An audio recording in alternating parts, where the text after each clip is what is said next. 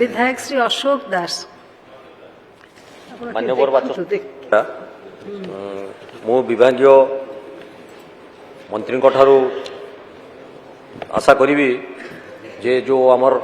ए बिलाती दल बाबद जो आलोचना चली जदि एटा पुरी जिलार प्रश्न थिला उपकूलवर्ती अंचल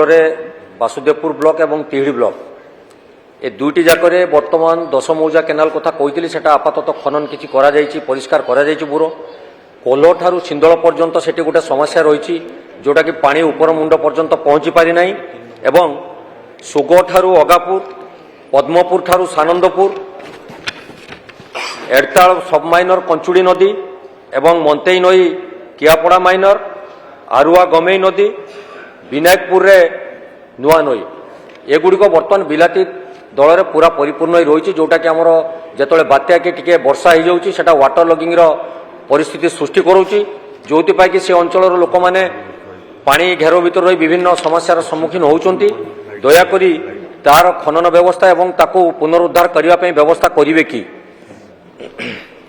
माननीय मंत्री मान्यवर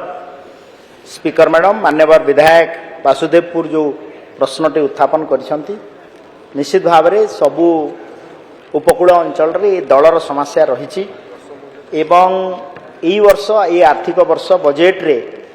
10 मौजा केनाल पुनरुद्धार पर सरकार अर्थव्यवस्था करिसंती एवं यही कथा आपन निश्चित भाव में जानिथिबे जे आपाई पूर्वरु केबे सरकार अर्थर मध्य प्रावधान करनथिले तो निश्चित भाव में आमे